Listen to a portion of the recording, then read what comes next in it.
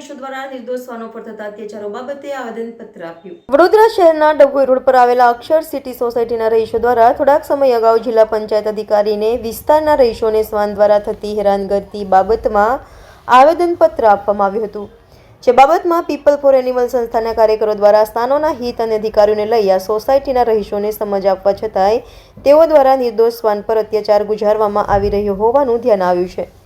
જે બાબતે people four animal સંસ્થાના કાર્યકરો અક્ષર સિટીના રહીશોની કમ્પ્લેન લઈને આજે કલેક્ટરે પહોંચ્યા હતા। વડોદરા જિલ્લા કલેક્ટરશ્રીને આવેદનપત્ર આપી રજૂઆત કરી। અમે આજે દિવાળીપુરા કલેક્ટર ઓફિસમાં આવ્યા છે અને અમે બધા એનિમલ એક્ટિવિસ્ટ અને અક્ષર સિટીના જે ડોગ કેસ માટે આવ્યા છે, જે ત્યાંથી ડોગ્સને રિલોકેટ કરવામાં આવવાની વાત થઈ છે અને ડોગ્સને મારે છે, ક્રુઆલિટી થાય છે, એ બાબતે અમે આજે કલેક્ટર ઓફિસે આવ્યા છે, કેમ કે ત્યાંના જે રેસિડેન્સી છે એ બધા લાસ્ટ પરમ દિવસે ત્યાં ગયા હતા આપણે જિલ્લા પંચાયતમાં કમ્પ્લેન લઈને કે બધા ડોગ્સને હટાવવામાં આવે, કે અમારા ડોગ્સ માટે અમને હેલ્પ કરે, કે અમને અહીંયાથી ડોગ્સને હટાવી દઈએ એમ,